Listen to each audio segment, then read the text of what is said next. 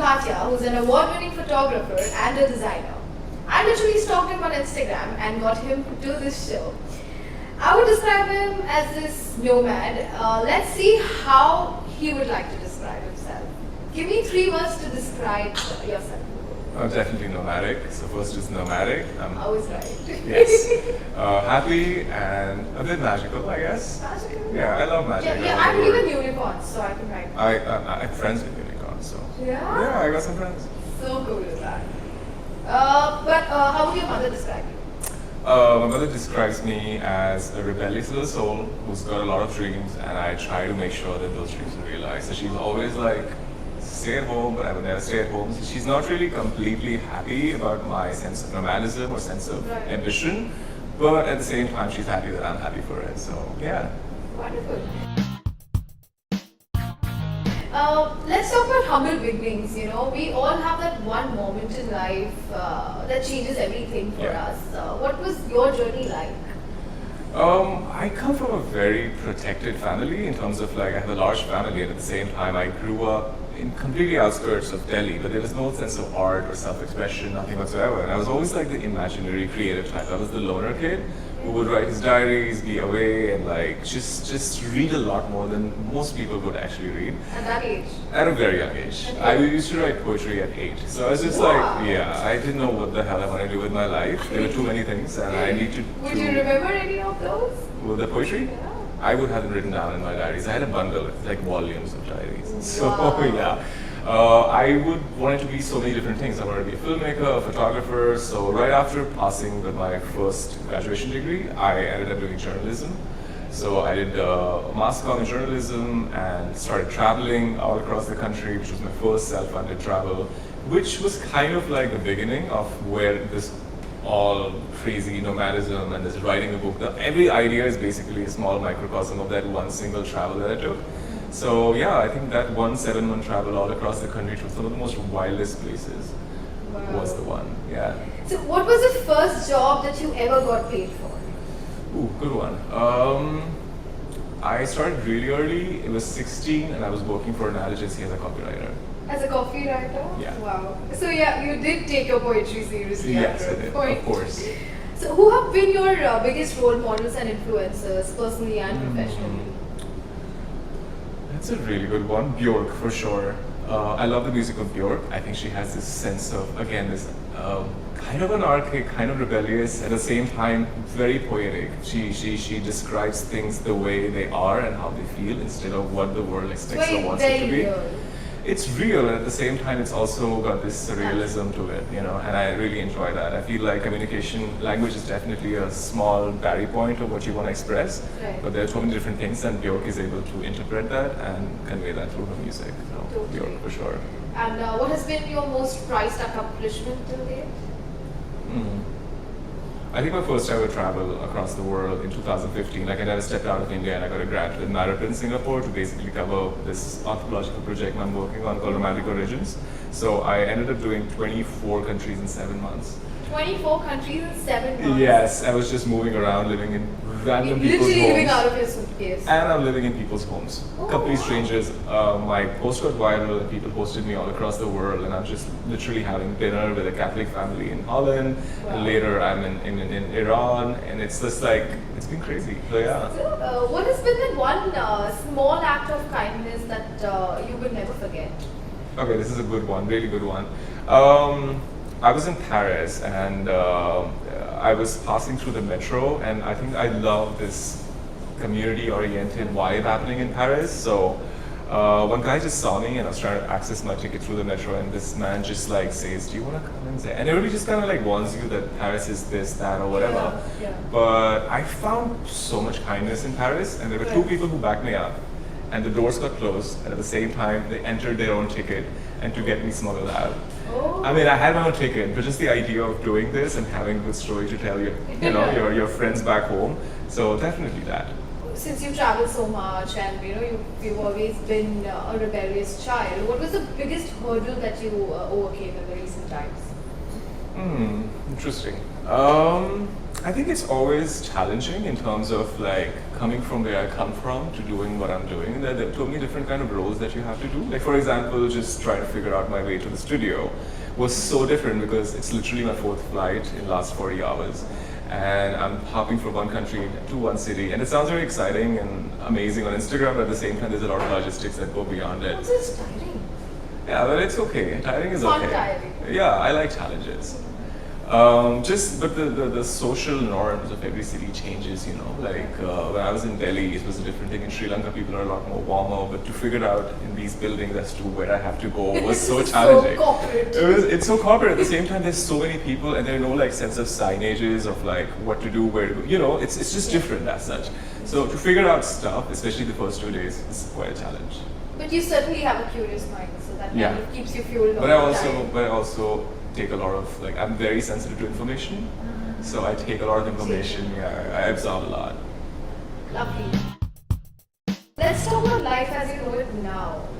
You know, you've been doing a lot of things with your work, but what's your favorite thing to do when you're not working? Oh my god, I'm always working. You know. Yeah, that's why. I'm always working. It has to be something to do with when you're not working. I love world gathering. I feel like I'm traveling all the time. At the same time, you're in new spaces, meeting new people. They're really exciting at the same time. I'm more of a countryside kind of boy than a big city person. So I love this music of Nicholas Jarre. So I usually take my headphones and take long walks in different cities and just feel very grateful because I get to, like walking is definitely something that charges my creativity the most. So taking long walks in different spaces and listening to his music has just been so like, it's like my brainstorming session, it's also kind of productive, but it's still nice, it's just like doing nothing, but it's having fun with it. So where do you feel is the best place for people in your industry to get started and to work?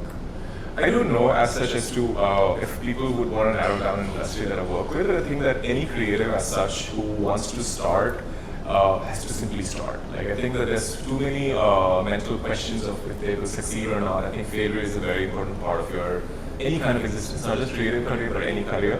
So I think get out of your house, get out of your thinking zone, face your challenges, get out of your comfort zone, and just do it. Don't think, like thinking is See great. the first step and then everything. It's usually the first step, and if you take the first step, think the next two, and then you're sorted. So yeah, I totally relate to that because I kind of did that. I'm sure. When you feel you get your best work done, what is that one space where you're the most creative? Mountains. I love the mountains. They are You're a everywhere beach person. possible. I thought you would be a beach person. Not at all. I love the beach. I love the seafood, but I'm really not a beach person as much as a mountain person. I think mountains just calm me down. At the same time, it's very grounding, especially the Himalayas. It grounds me a lot, and at the same time, I love cultures that are different. I explore a lot of shamanism in my work, a lot of nomadic culture. So mountains always have these stories that are unheard of. I want to share the story. Oh wow. Okay. So I was in Sapa, Vietnam. I was in the Tocantins Alps of Vietnam. Have you been? No, I haven't. It's Okay. on my list. You have to go there. It's amazing. And I was working with the Hmong Please tell my tribes. crush he has to take me to Vietnam, Cambodia. Mongolia is amazing too. That's on his it's list and Vietnam on mine. perfect. So Vietnam was an amazing travel as such. Like we were going all the way from Ho Chi Minh until the north, and then Sapa was like this another mystical land. It's very touristic as per se, and then you enter these villages where people practice a lot of shamanism and there's a lot of missionaries trying to convert people to Christianity, but at the same time they kind of take the money and still practice shamanism, which is fun. So I was living with this family, Choshovan family, that was her name, and she had like these amazing family of like 6 people, and we ended up living there. I didn't know their language, I didn't know what they were saying, but at the same time there was a sense of I belonged. Right. And they would have these amazing tribal shaman ceremonies. Like I once saw this ritual of cleansing of some guy who was basically possessed as per se. And it was really intense. I could literally see the shaman woman chanting and like rubbing bells and stuff. And it was really intense. And you could feel the vibe growing. At the moment that stops and she opens her eyes and she's like, how are you guys doing? And she's actually like She's a speaking different English. She's a person. different person and she's just like talking. Like she's actually in English. And she's like, how are you guys doing? And I'm like, you just did this really crazy ceremony and now you're just like, okay, sure. And then we later had sushi, like a homemade sushi that I made over there with rice because there's nothing over there. So yeah, that story for sure. Go to Sapa, go to Vietnam right now. Wow. So, what is the best part of your each day? Like, what do you look forward to? Depends, you know. So like, I really love pace. I really love having this sense of, like, for example, yesterday I was at this place in Delhi. Before that, I was in Chennai. Just before that, in Sri Lanka. So this sense of like movement and the sense of like unpredictability of the day. Like, I don't know what I'm doing in 4 hours now. Like, I know what I'm doing tomorrow morning, but at the same time, I have my calendar. But between those calendars, there's so many different things that you can fit into creatively. That sense of uncertainty, I really enjoy. And I think you're more of a person who would like to go with the flow and explore as things come. For sure. Okay, I'm so very that curious. can be like a great thing to look forward to every day. For sure. But what are the kind of things that influence your work? Where do you draw your inspiration from? I think stories and people.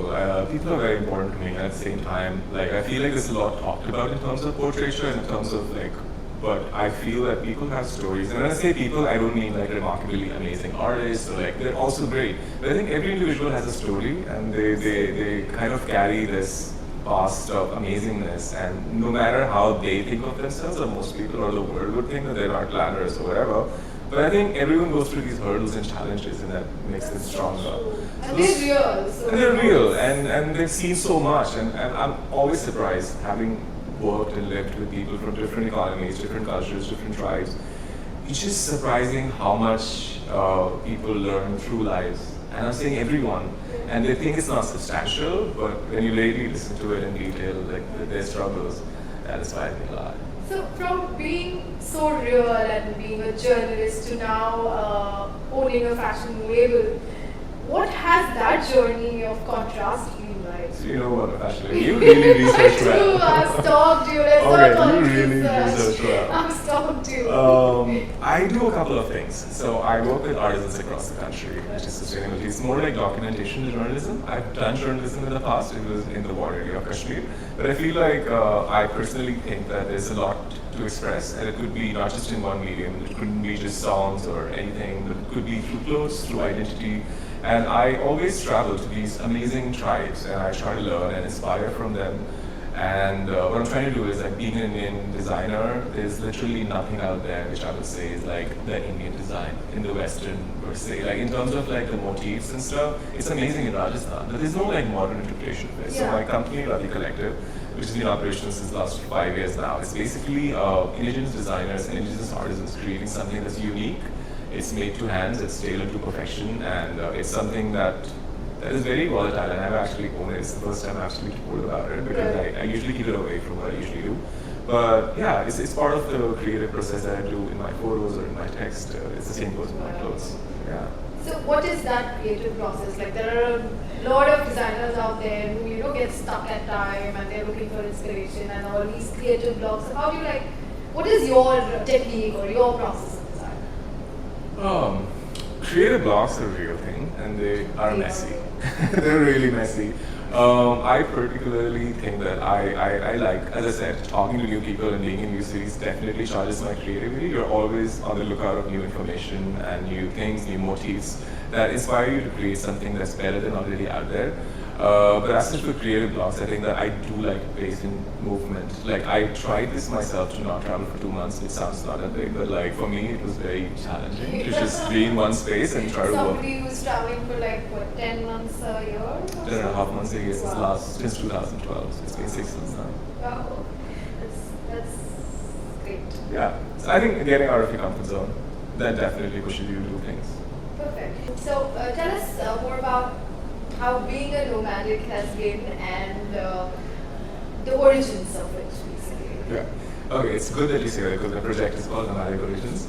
It's an anthropology of modern nomads. It's traveled Based at to- my stocking sales. We've traveled to 41 countries so far, and it's just been like a crazy adventure, because my first ever travel that I did on my own, that 7-month travel, I was living with the Kalbelia dancers in the Jaisalmer. So it was just like waking up to stories of wilderness. Like, I know this one woman who basically walked on foot till Paris and came back.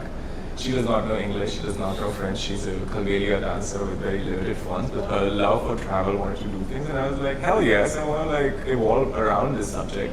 And I ended up meeting, like, nomadism as its true form is considered like a tribe or a particular thing, but right now I see so many interesting people. I think the most amazing people are travelers. because they have so many stories to tell their grandchildren or their friends, and like I aspire to be them. So it's kind of like a learning process of a thing. So when I wanted to make something that I truly love, like Steve Jobs says, invent your job, I started this book. And it's a moving project. It's all about travelers and their stories, and it works on issues like gender, issues like sustainability, issues that are truly private. At the same time, something that needs to be addressed. It's very intimate, and it's challenging because it's always revolving and moving, and you also have to manage your other commercial tasks or work. So it's a digital book as of now? There's also a hard copy, but it's only launched in Singapore. But it would be eventually out as well as a global launch. Can't wait for it. I'm putting the digital link in the comments. Definitely on. For sure. Awesome.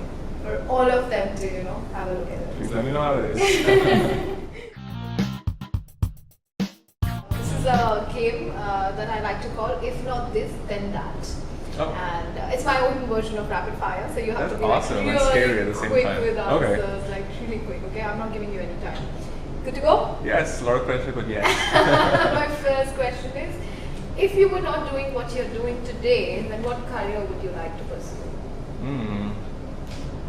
I would have a momo stall in Manali. Oh, Yes, so, I would meet travelers anyway and serve them I hot am going to momos. Manali next month. I might be there serving momos. So. Let's catch up. If you could be anyone other than yourself, who would you like to be? Definitely Bjork. Yeah. She's The someone. music. Yeah. The mind. The mind. Yeah, it's a beautiful mind. Would like to literally go inside a mind. Yeah, for sure. If you didn't know how old you actually are, then what age would you say you are? Interesting. I think I'm 21. Yeah, I thought you were also. I was, and then it's boring. I'm a younger one. Okay, my next question is, if you were not human, then what would you like to be? A cat. They're very sensual. They love their space. They love loving, They're very but at the same irritating. time. No, they're not. Coastal cats are nice. And I'm they not don't a do cat much. person. I mean, I love dogs as well. But Yeah. I've had a dog, but I think they really demand a lot of attention. I mean, I like I think that. everybody just wants that. Like, No, cats don't. Cats love their space. ah, Yeah, I so like you're their the- sense you're of the- self-loving. You're the 10% population. Perhaps, maybe. If you were not living in this time period, then what time period would you be living in? I'd either go futurism, like 50 years down, or I would go back in the past. I think I would be in India before independence. India before independence? Why so? Because it was beautiful. I think it was artistically and the design wise, the whole like right now we go to these colonial spaces and they're all like kind of like a Wes Anderson reminiscence. You know what I mean? Like I would really love to see it just for the heck of seeing it as to how it was over there. Yeah, we were Sone Ki Chiriya. For sure. So, that's a good space. Yeah. If you were not currently living in India, then where would you like to live? It's amazing. I think I'd live in Kathmandu. Kathmandu. Yeah, it's like India, but at the same time the ones that was before globalization. Right. So it's got its whole magical realism, the temples, the And chaos, the entire heritage. everything. Like I just love the food as well over there. It's so beautiful. Definitely one of my favorite cities in the world. Great, you did amazing. Yeah, I interviewing. passed. Yeah, and you're not getting any hampers. Oh no. So yeah. I can take this Squeeze month. that on us. Yeah. Yeah? Okay, Kind of cool. give it away. Like, you're getting another month though. Nice. Let's talk about the future and what's next because that kind of excites me. What are some of your personal and professional goals that you'd like to achieve? I think I'm trying to really narrow down to say that I want to enjoy every single bit of my profession. I think my profession has been so surprising. Like I did not know I would be doing sustainable fashion when I was in the war in Kashmir, you know what I mean? So I feel like there's so many unfoldings happening across my profession and I'm really excited about what next, you know? I don't know myself. So that's the challenging and the best exciting part. Yeah. 29 and I don't know what's going to happen. It's great so far. It's a party and I hope the party just gets better. It gets better, trust me. What's one thing you would like to learn, like a new thing you would like to learn and try? I would love to learn Japanese because I want to live there for a while, and it's impossible to get a job there without like knowing Japanese because no one speaks Japanese English. So yeah, Japanese. And what would your dream project be? I'm already on it. Nomadic Origins, you know, traveling with the nomads, living with them, and actually covering their story. That's definitely That's the a dream. lifelong thing. Like you can always keep doing that. You know, it's never ending. And It's an ongoing project for life. Yeah, it's Yeah. a project for life. That's such a cool place to be in. So, as this show is called Let's Talk, who is that one person you would like to have this conversation with? Steve Jobs, for sure. He's been an inspiration. He's been doing crazy stuff at the same time, not giving in. Like he's not just another Techie guy. Microsoft. You know what I mean? Yeah. He did his own thing. He was the hippie at the same time he was a billionaire. So he definitely was contradictory in his own sense of belief system. Absolutely. Super interesting. Quite inspiring. Yeah. It was great talking to you. Same, likewise, And, Ritika. yeah, I would like to leave you with the signature question. Okay. What is that one subject or issue that you think people should be talking about more? Especially in India, I think gender. Because I think there's a massive patriarchal voice that's going on. And most people think that patriarchy is against women, but it's just against everyone. You know what I mean? Being heavy as an Indian male is not something that's enjoyable, even for men. But at the same time, no one talks about it. Everybody thinks that this is the idea of what's right and what's wrong. But gender could be so important as a subject, at the same time so interesting. It's not something that needs a lot of, it's not rocket science, but it's just years and years of conditioning that has made us to think that men should be men and women should be women, but anybody could be whatever the hell they want to be. Yeah. So yeah, I think gender would be a good subject to start with, but there's so many other subjects. Yeah. Yeah, but I think gender is a great thread to start the conversation. For sure, yeah. I know that you keep traveling a lot, but whenever you're in Bombay, Oh. the A has been gracious enough to Thank give you. you an access card. They have a spa, they have a Oh my gym, God. they have meeting rooms, they have a bistro. You can work out of this space for a day. That's amazing. And I'm sure you'd love this. I love it already. Thank you so much.